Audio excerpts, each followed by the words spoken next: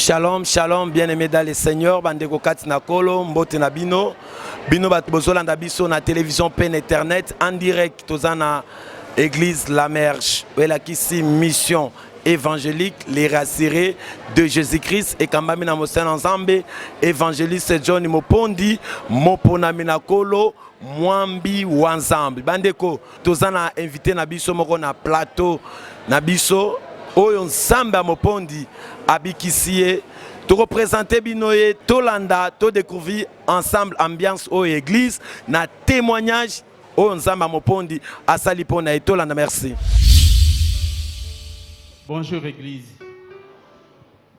Nalingi na témoigner makambo nzambe asali lingai. Je manque de mots pour témoigner la grandeur de Dieu dans ma vie. Nazo sanga makambo to pe maloba pona témoigner bonene nzambe na bomoy na ngai. Nzambe oyo to sambela awa na La Merge azanzamba solo.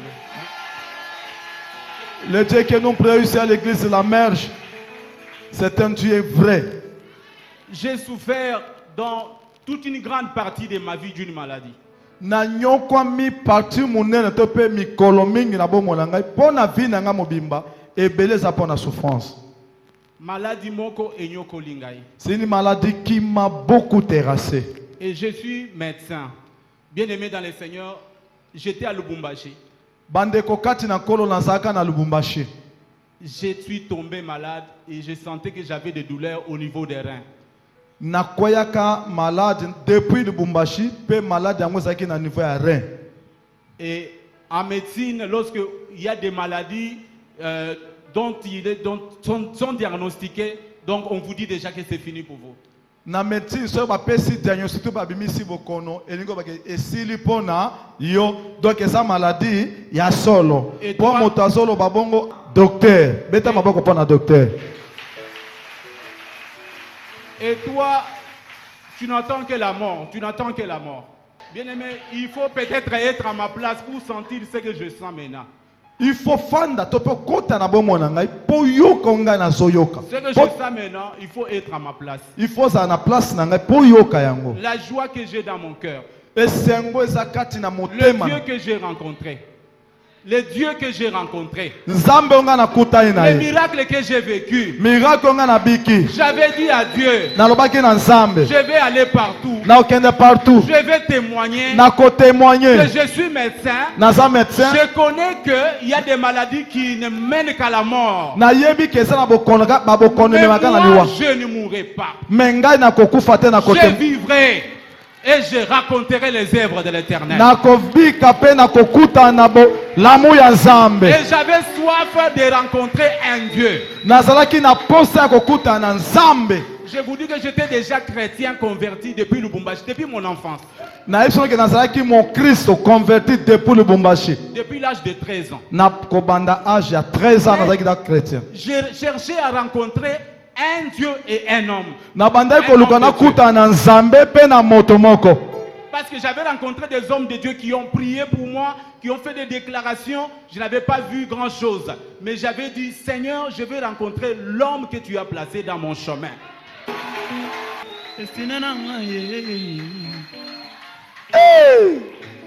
Ezalaki na moto moko destiné na ngai yo. Destiné ya John ezali ya kokufa na masasi te. Destiné na ngai ye. Destiné na ngai ye. Destiné na ngai ye. Ezali ya kotana maboko te ngai yo. Destiné na ngai ye. Destiné ya John ate bache poison kokufa te. Destiné Mopondi ye. Destiné Given Beta maboko pona Given. abanaki koluka Nzambe akutani na Mopondi Nzambe akomi molongi ye. Papa. Na luki Nzambe akutani na Mopondi ye. Akutani na Nzambe ye. Ya Yesu destiné na ngai ye. Ya Yesu destiné na ngai ye. Na kanisa ko beta ta milolo mama. Destiné na ngai ye. Destiné na ngai ye. Destiné na ngai ye. ngai desina mopondi yeyeyeye. Beta maboko pona Yesu. J'ai souffert dans ma vie à cause de ces douleurs. Bandeko nanga na nyokwama na bomo na ngai. J'ai pris l'avion. Likambo ya douleur oyo. J'ai pris l'avion vite. J'ai dit je vais mourir à Kinshasa. Na zui avion na longo kisanga na bi au moins na okufa na Kinshasa. Je viens, on m'amène encore clinique universitaire, on a fait des indications, on a dit bon, il faut le laisser encore du temps, un peu de temps. Ba kesu na université na hôpital ba sala examen totike moi temps pour akokufa na yekaka. Quand je suis venu, j'ai rencontré un homme de Dieu. Bon, on s'était déjà rencontré avec lui à Lubumbashi plusieurs années. Mais il ne comprenait pas ce que je cherchais. Je lui ai dit, j'ai besoin de rencontrer une église, parce que je ne connais pas bien les églises de Kinshasa, mais j'ai besoin de rencontrer une église là où je vais me sentir, là où je vais sentir la présence de Dieu. Na tuni motsali nzambe ke bien que tosaki na Lubumbashi, mais abanda ko ebelo ko na zoluka te. Mais na biseke na zoluka église moko oyo na kokutana na présence ya nzambe. Je suis venu, la première fois que je suis entré dans cette église. Bien-aimé dans le Seigneur, je ne témoigne pas par émotion, mais je témoigne de ce que j'ai senti dans mon cœur. Le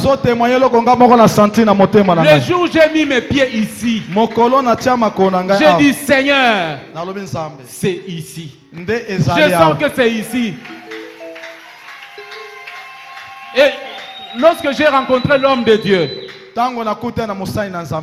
il m'a donné une affection que je n'avais jamais sentie.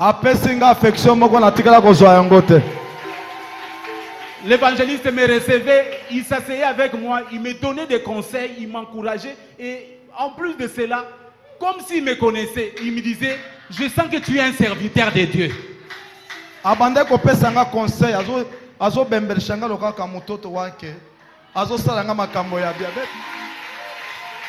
Et puis ayebisa inga ki oza mosai na nzambe lokola ayebaki nakoyeba te waza kati na ngai alakisanga ki waza neloko ya nzambe.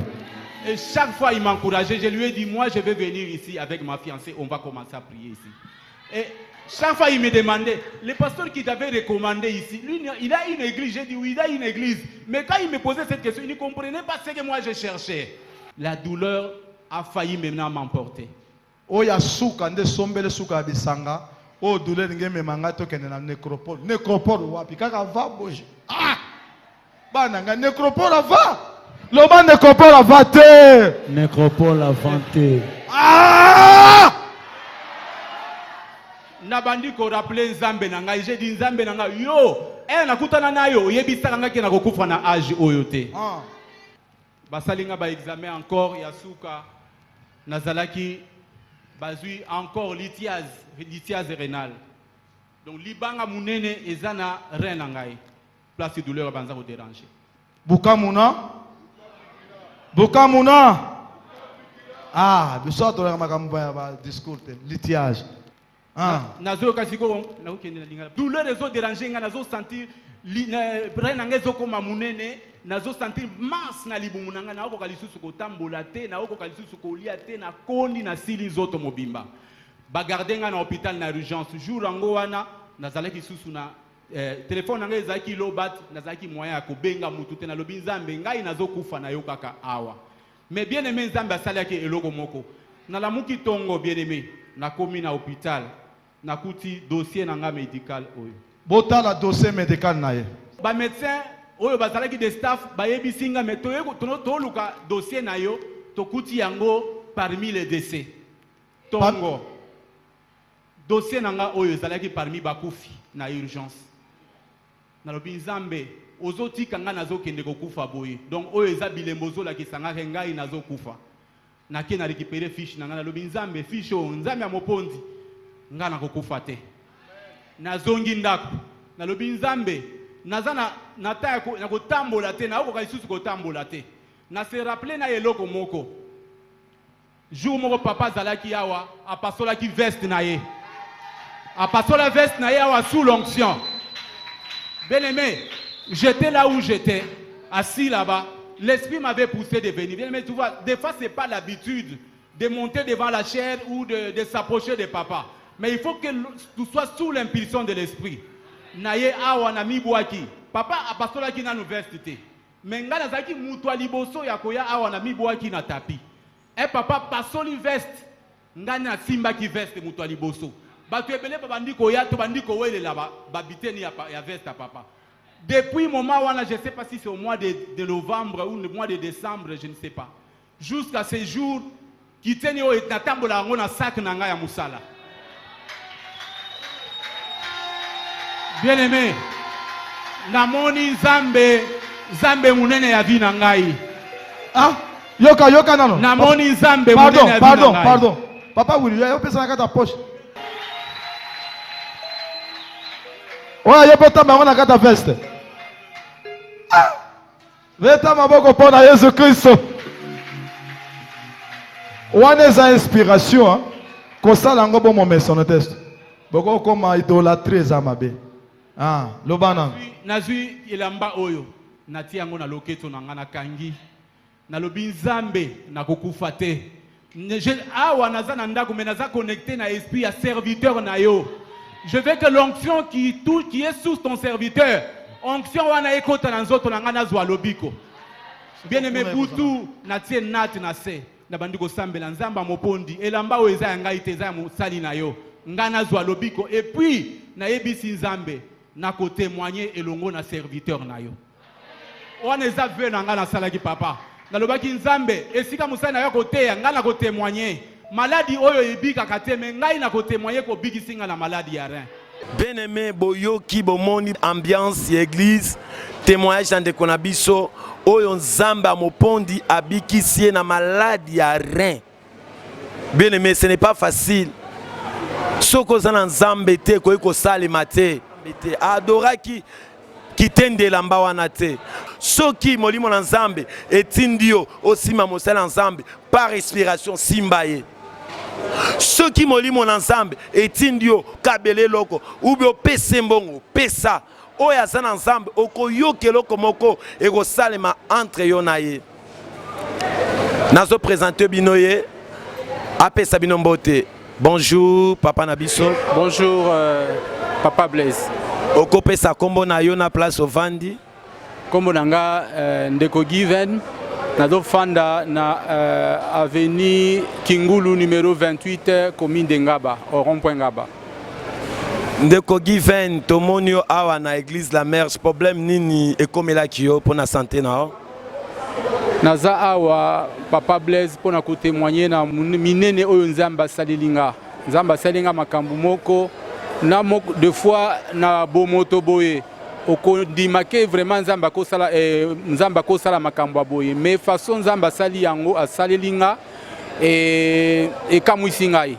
Donc eza makambo moko soko expliquer yango mutu boye a comprendre yango te comment Nzamba parvenir ko sala makambo boye parce qu'il y a batu mususu ba souffrir na même maladie mais babika te ba kufa na maladie wana mais ngai Nzamba salinga ngolu na inspiration na zwaki au travers elamba ya musali na ye na biki na maladie oyo ngai en tant que munganga naza na stage na hôpital ba chinois nazo sala kuna malade yango soloba eza maladie nini batu bayoka ba comprendre maladie nini papa Blaise nga na biki sami na maladie oyo eza ya rein et banda ko déranger nga ça fait maintenant plus de 10 ans. J'ai prié Dieu, j'ai dit Nzambe na lingi na kutana na yo parce que Nzambe a salaka mais Nzamba salelaka kaka na nzela ya mutu. Tout ce qui est nom de Dieu véritable, je parle bien des noms de Dieu véritable, tout ce qu'il est et tout ce qu'il a, ça possède la puissance de Dieu. Nous l'avons vu avec Paul. Donc l'homme de Dieu, tout ce qu'il a, possède cette puissance-là. Mosana Nzambe mutayebisa kio o elamba wana.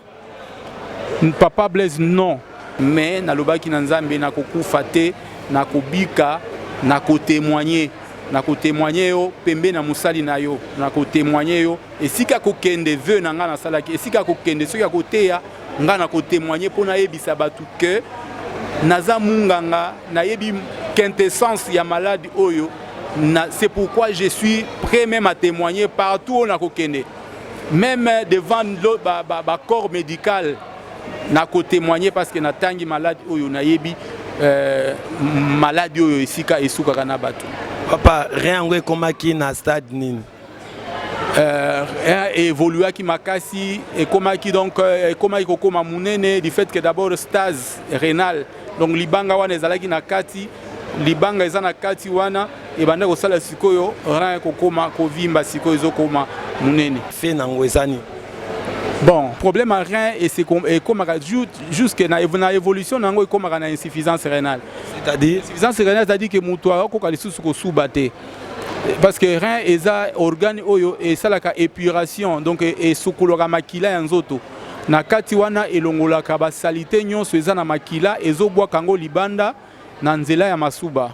Alors sikoyo soki mutu rein na ye ezofonctionne lisusu bien te ekokanga masuba ekobima lisusu bien te so badeshe nyonso wana entre autres ba acide urique oyo tomonaka soki mutu asubi soki mutu asubi ata na matiti ata na eloko komona ke échanger couleur ezo brûler mbala moko donc acide wana etikalaka na nzoto ya mutu alors nde emataka na cerveau ekomaka mpe ebele na makila et intoxiqué parce que c'est toxique pour l'organisme à mutu omona mutu akomi na encéphalopathie urémique c'est-à-dire produit wana toxique ekomi tina mutu na cerveau ya mutu et na cerveau ya mutu mutu akoévoluer vers la mort donc pour mutu abika il faut ba memaye na dialyse batie machine ya mutu asali na maboko ya bomutu et edaka esokolaka makila na ye na nzela machine o basalaka na mama emo na ba hôpital mususu basalaka bongo esokolaka makila soki bazosala bongo pour na permettre mutu bapesa ye mwa mikolo muke ya ko vivre kaka na mokili so bapesi yo bazosala mais ko dialyse wana eza cher. Papa Given, douleur ebanda osalo ya ndenge nini? Douleur Papa Blaise nako expliquer douleur wana te po eza douleur to bengaka douleur en coup de poignard omoni mutu bachubi yo mbeli na kati coup de poignard wana donc nazo sentir na kati wana pota sikoyo pota ya munene na kati ya libumu do sentir que douleur organe na yo na kati eza na pota en plus ya pota ozo sentir de lisusu ezo koma munene ozo sentir net ozo tambola na masse na libumu na yo. Siko le douleur en esalaki yo eloko nini osalaki? Papa Blaise, avant de répondre à votre question, je vais vous dire une chose, que j'ai pris d'abord beaucoup d'antibiotiques. Amélie antibiotiques, j'ai fait beaucoup d'échographies, je fais beaucoup de démarches. Comme j'ai dit dans les témoignages, à un certain moment, même la famille, ils étaient fatigués de moi. Alors quand j'ai fait ça, c'est comme si Nazo Sala exprès. Alors, et là on a Sala qui a Souka. Je me suis dit non, je vais entrer dans les domaines surnaturels. Je vais expérimenter Dieu dans une autre dimension. Et na kuti dossier nanga, parmi les décès na urgence, na kei na récupérer dossier nanga na tiango na sac. Na zongi na ondako. Na bi dossier nanga iko kende parmi les décès te na zongi ndaku. Na bi nzambe ya John Mopondi ou rien. Nazwi mbetu nanga na tie pembeni Papa Blaise koma na ndako nazwi mbetu na tie pembeni naze nat na tie na se nazwi elamba na tiango na loketo na kangi yango na loketo nanga na lali na se na bandi koloba nzambe tu es le Dieu des surnaturels. Si peut-être à mon niveau tu n'as pas su peut-être m'écouter, mais je sais que par la connexion spirituelle de ton serviteur j'aurai la guérison. Dans les domaines spirituels, il y a des dimensions, il y a des niveaux. Au cause de la moine Nzambe, au cause de la serviteur de Dieu, mais chaque serviteur de Dieu a une dimension spirituelle. Moïse, ce n'est pas de la même façon ça qui Élie. Chaque serviteur a une dimension spirituelle selon que Nzambe a béni. J'ai ma foi que Nzambe a Kisanga au travers actes prophétiques de ma foi au Nasalaki Nazu et Lamba. Na kangi na loketo nanga na bandi ko sambela musala ni osalaka nga naza munganga naza na hôpital chinois non naza médecin généraliste est-ce que ba malade wana batu pe babikaka nango ils a vraiment rarement ils a ba cas exceptionnel et Étant donné que vous êtes docteur, est-ce que si vous traitez Kawana dans l'hôpital, la place au travers? Oui, la paix batumsusu pe bakufa nango ebele bazawana bazokufa nango. Donc je me disais ah Seigneur, donc les gens meurent de ça. Même pas bamindele babi qui sarangote. Guérison à malade oyo ezaki lié na nini? Obika est-ce qu'on n'est pas qui someli et simbité. Be examen basali ezo simbate. Est-ce que guérison ezalaki na nini? Ndenge na mona kike na meli bakisi moya ko bika isusu ezalaki te. J'ai dit bon, je suis au bout. Si la médecine, moi-même en tant que médecin, la médecine n'a pas su me traiter, je vais maintenant aller vers Dieu. Dieu au travers son serviteur. C'est comme ça que j'ai jugé bon d'entrer dans le domaine de foi. Par ma foi, je me dis, nazwa ilamba musali nzambe na kanga na loketo nanga. Na kuzwa ilamba wana na kangi yango na loketo donc papa pasola ilamba awa. Ngala zaki mutu liboso na lekaka liboso na mibwaki na tapis rouge ya église na biso la merge. Alors, des cas qui l'onction était forte dans la salle. Alors, papa aussi était vraiment sous la puissance du Saint-Esprit. Il a déchiré la veste. Et en déchirant la veste, on était tous inspirés d'aller toucher la veste. Et quand on allait toucher la veste, chacun était obligé maintenant de prendre un morceau. C'est comme ça que moi aussi j'avais pris ces morceaux d'habits. Mais dans ma tête, je savais que ces morceaux d'habits, c'est la présence de Dieu dans ma vie. Ce n'est pas, j'ai bien aimé, je n'aimerais pas vous amener dans une autre interprétation. Ce n'est pas, je n'adore pas l'habit d'un serviteur de Dieu. J'ai dit bon, comme j'ai tout essayé, je n'ai pas réussi, je vais essayer avec mon Dieu dans cette dimension. Donc c'était mon inspiration, comme vous avez dit au début. Et ça qui inspiration dans ngai, dans le binzambe, na koti nanzela oyo. Comme cette femme là qui coulait le sang. Alors bah que non, na kota nanzela oyo. Pour un médecin, Bible le Bible médecin. Yeshua qui est. Elle avait dépensé tout ce qu'elle avait. Moi aussi j'avais dépensé médicaments, examen, kili. Alors je me suis dit non, je vais utiliser l'habit à serviteur en Zambé pour que Dieu m'accorde la guérison. Bien aimé, Esaïa Solo, c'est vrai. Nzamba rotika la kosalaka ensemble. Nzamba évangéliste c'est John Mopond. Bien aimé, Esa facilité. Peut-être comme on a un théâtre. Mais c'est vrai, Bomoni, c'est un responsable, à zapper docteur. Abanako souffrir. Boyo qui plus de 10 ans, na maladie à rien. Mais Zamba Moponde à Kangolier. Nazeb Semno que inspiration est un monde céleste. Où est la inspiration? L'équipe acte posé. Et l'équipe n'y surtout. Ceux qui nous ont besoin de salaboy parce qu'on a une connexion divine. Nous avons besoin de ça. On est comme un coaching céleste. Et ça qui a bon mototé. Et ça qui a une expérience. Tout le but est que ce que je la main, mon sein ensemble, banarolata, kangona kingote, par l'inspiration. Donc, on a un miracle ensemble. Moi, c'est qui n'a perdu à 100. À Simbaka qui est là-bas, Jésus. Dans la minute, un miracle et au sopéra qui n'a vu naïe. Moi, c'est Andumba. A kiteka sopa qui parfait na makola Jésus. A pangusi na souki naïe. Ndé na moment, on a pardon et péché. Et salemaki na vie à moi suana. Bien aimé, biloko ezapona côté ya ko servir aux leçons. Peut-être aux qui limité na maladie kako e banda otungisa kayoana. Maladie compliquée kayoana.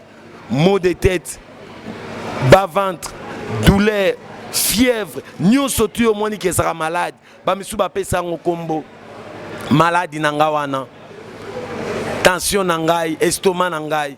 Bien aimé, Dieu il est capable de guérir maladie na yo. Que ça soit non barbané, que ça soit souffrance, douleur, oyo bande ko le kanango. Nzamba za capable de biksa yo. Na zobenga yo na lokola ma 30 quartier ma tongé comme na Kalam. Okuta na mosena Nzambe évangéliste John Moponde abonde la pona yo. Mais par téléphone, ce qui lamba et bikisi mutu na maladie à rien et bon à combler plus fort raison. Par téléphone, Nzambe azanga ko biksa yo. Toyebi ezana batebele na mosika par téléphone babika na mosika par téléphone makam na bangwe échangea ya on azebi sa ndeko yo mutozaka na konzima ezala ki fo na ye konzima na yende ezala ki abi la guérison oya ekomona na vie na ye nzamba za na bomoy nzamba zo sala nazo rasio ki nzamba za na bomoy soki ozana problème ezotungisa yo yaka mosala nzamba kobondela pona yo nzambe na ye akobikisa yo papa na biso est-ce que minute ne tozoloba oza guéri Papa Blaise naza guéri complètement ndenge ozomona ngawa po na yebi quand même nzambe na kosa l'aventure te na makambo ya nzambe donc soki na yokaki eloko te na ligaki na se permettre te koleka liboso batu na lobaki na zui guérison pendant que na zui guérison te pour tout ce temps ici je venais à l'église. Je pouvais me dire on a eu guérison, mais er na yoki qui a eu guérison, nanzoto nanga nazoka lisusu eloko mon côté. C'est comme ça que je suis venu témoigner. Merci. Alors on a eu ça bazolanda na télévision pe internet. Nazo yebisa bato bazana bakolanda biso na télévision pe na internet. Bien aimé, suka na yo eza sukate. Suka na yo eza sukate ngai, je vous dis, je suis témoin de ce que Dieu, témoin moi-même de ce que Dieu a fait dans ma vie. Je suis en train de dire à tous ceux-là qui ont des problèmes de santé, vous êtes malade, vous souffrez des problèmes des reins, soukana, ozana soins intensifs, ozana mama et ozana des problèmes à reins, ozana na cliniques universitaires, vous avez des problèmes de diabète, problèmes à hypertension, problèmes cardiaques, problèmes à hernie discale, vous avez des problèmes à insuffisance cardiaque. Des maladies où tout le monde a la médecine qui a problème et des maladies incurables et puis compliquées. Je vous rassure, le Dieu qui m'a guéri, le Dieu de l'évangéliste John Mopondi est capable de vous guérir. Je vous demande, bien-aimés, de se joindre à nous. Venez. Naza mutu na uti musikate na pesa ki adresse na ngai soki boye na église beaucoup tanga ngai oyo beaucoup tanga beaucoup na muto ya tout monde qui na internet aza wapi ngai oyo naza guéri na problème des reins. Toi aussi tu viens aux an à l'hôpital Rolanda Bisso nanzela ya internet yaka on va prier pour vous et vous aurez la guérison. Vous allez aussi témoigner Dieu comme moi je l'ai fait aujourd'hui parce que Dieu est le même hier, aujourd'hui et éternellement. Merci Boya Nzamba Mopondi Arobik Sabino. Tous les programme Nabiso lundi intercession miracle à partir de 9h jusqu'à 12h au bon de la cas, délivrance c'est ça les maka. Présence ensemble c'est manifestaka Ndenge Nzamba Lingi. Jeudi on a quitté intercession générale à partir de 16h30 jusqu'à 19h30 Boye Belé. Tobondela ensemble Nabino et puis vendredi tozan la nuit de prière à partir de 22h tokutanaka Tobondela ba délivrance spéciale et maka présence ensemble paix et manifestaka lolenge nzambe mokalingi dimanche culte d'adoration culte ya bonne nouvelle na émission nabiso ya ne ratez pas avec notre sœur Olga Babengi nde boko découvrir l'ambiance ya culte nabiso tozoe bisabino ki nzamba mopondi azana bomoy tolobite ke o adorer elamba pasteur o adorer mouchoir à pasteur o adorer veste à pasteur mais c'est par l'inspiration nde nzambe ya mopondi akangoli papa nabiso given nazo bonde nazo saba déclaration yo muto zamba problème place osuki yeba ki nzambe asu karaté il est capable ya kokoma même place au docteur akoy kokoma te parce qu'il est le roi des rois les docteurs des docteurs. Tout ce bon de là. Merci Kangami Sobisiko Zali. Seigneur aux ensemble miracle. Et ça n'est loko mon côté que bon maliboso na ensemble. Naye Bible Zolobake. C'est pourquoi tu as élevé le nom de Jésus-Christ souverainement élevé au-dessus de tout nom. C'est-à-dire malade pesa combo, rein, cancer et sa combo, appendicite et sa combo, estomac et sa combo. Que ça soit source et origine, il y a provenance, il y a maladie Seigneur. Pe gravité nango, même ba docteur balobaki que esa maladie incurable. Seigneur, tu es capable ya ko guérir, ya ko pesa ngo solution. Na minute ensemble, bande ko nyonso bazolanda biso na internet na télévision. O bazana malade. Quelle que soit origine et source gravité, Seigneur, je sais que ton nom est capable à kobikisa maladie nyonso Seigneur. Na minute nazo déclarer bango guéri, nazo déclaré bango libre Seigneur, na maladie nyonso ekanga bango, na ba problème nyonso evande la santé na bango, moto na yo ensemble, ezokota, ezozikisa, ezotumba, et condamnation au nom de Jésus-Christ. Yahweh guérison, miracle et bilabango au nom de Jésus-Christ. Amen. Ciao. Bye.